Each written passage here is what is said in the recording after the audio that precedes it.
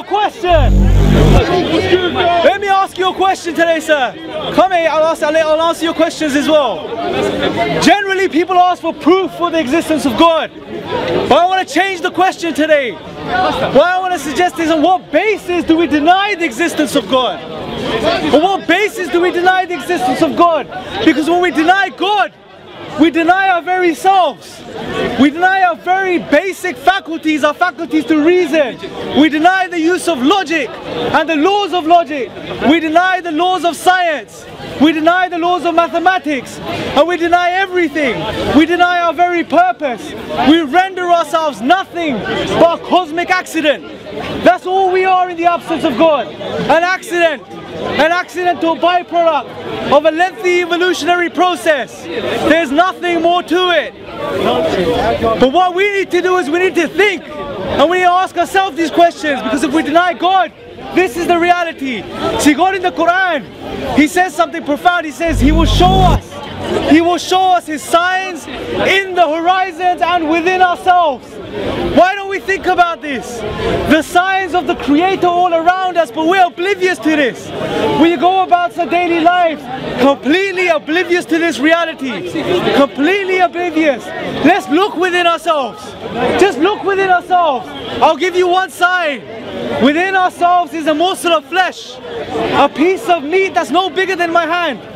No bigger than my fist. It beats 24/7, 7 days a week, 365 days a year. It is the heart, the human heart.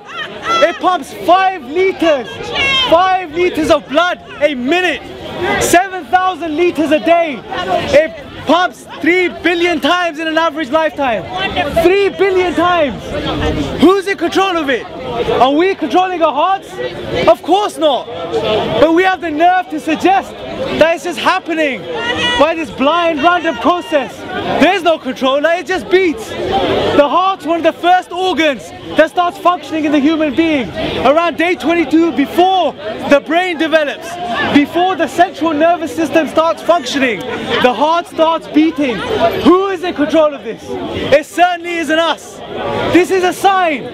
Yet we're oblivious to this, and one of the reasons is this. Because today, in the 21st century, we have something called science. And science is amazing.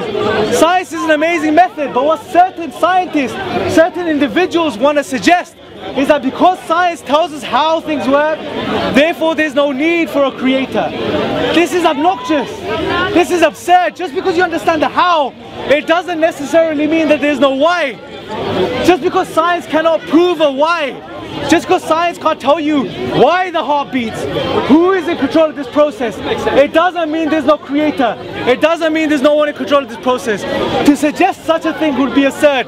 Think about this. I mean, if you still want to suggest that the entire universe just popped into existence out of nothing, by chance, and then you want to suggest that our solar system just formed as it did, and then you want to suggest that the earth came and fell into this perfect alignment, into its perfect position, into the Goldilocks zone as they call it. The Goldilocks zone.